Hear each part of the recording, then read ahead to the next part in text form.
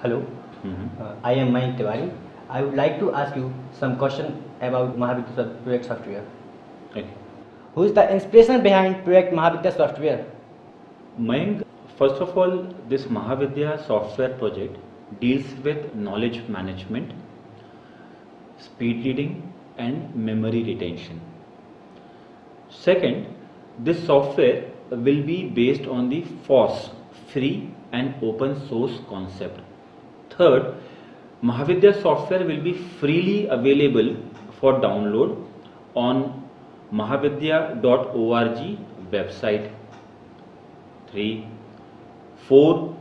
Mahavidya software will be available in all the major regional languages of this country, which means the content, if somebody wants to see it in Gujarati language or Kannada or Tamil or Malayalam, they will be able to access the training. Then we will have a team of volunteers. Swami Vivekananda said that if I get 10 or 12 boys with the faith of Nachiket, I'll turn the thoughts and pursuits of this country in a new channel. So we will have some trainers for speed reading, and they will conduct the speed reading training online as well as offline. And what we are planning is that we will dedicate this software to the nation and present it to the President of India, Shri Pranab Mukherjee. Who is the inspiration behind Project Mahavidya Software? See, Swami Vivekananda was known as a Shrutidhar, which means that he could read many books very quickly, and not only he could read them very fast, but he also remembered each and everything that he read. And this is some of the things that he shared with his friend Lokmanya Bal Gangadhar Tilak, who was also an avid reader and a speed reader. So the inspiration behind Mahavidya software is, of course, Lokmanya Bal Gangadhar Tilak and Swami Vivekananda. Swami Vivekananda, when he went to the United States, Europe, UK, he taught these techniques to his disciples, and this is how we are planning the project. And why we are making it free?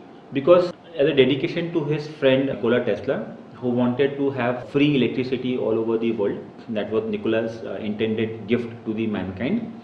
So Mahavidya software is an intended gift for the students community. Yes. In how many phases will the project be implemented? See, what we are planning is that the Mahavidya software, we will conduct classroom trainings. So we will begin with Hriday Pradesh, that is, some people also know it as Bundelkhand.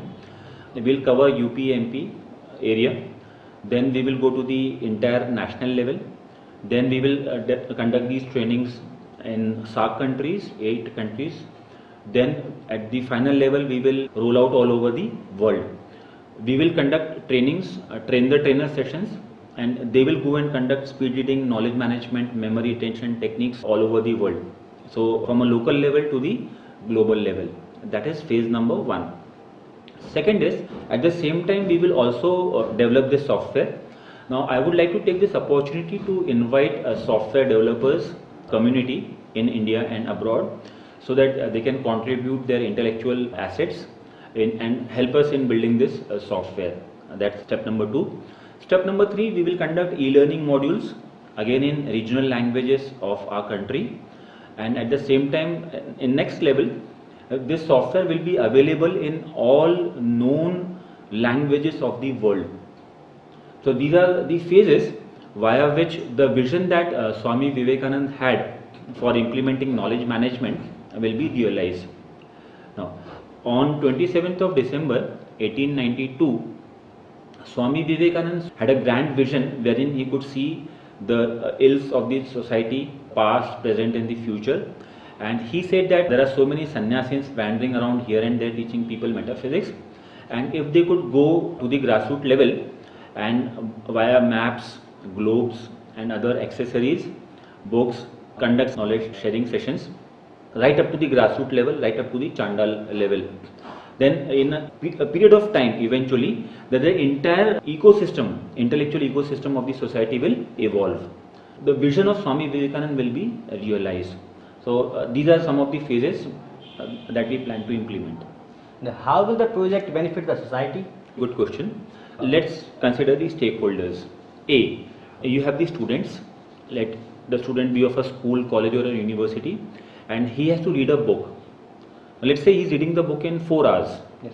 And if by speed reading and memory retention techniques, he starts reading the book in 1 hour.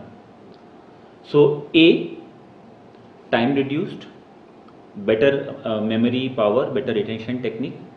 C, in that 4 hours, now either he can read 3 new books, he can read 2 books 2 times, right? Or he can read 4 different new books. So his knowledge level will increase. So the students will benefit, the teachers will benefit, the corporate sector employees will benefit, and we have a lot of information overload these days.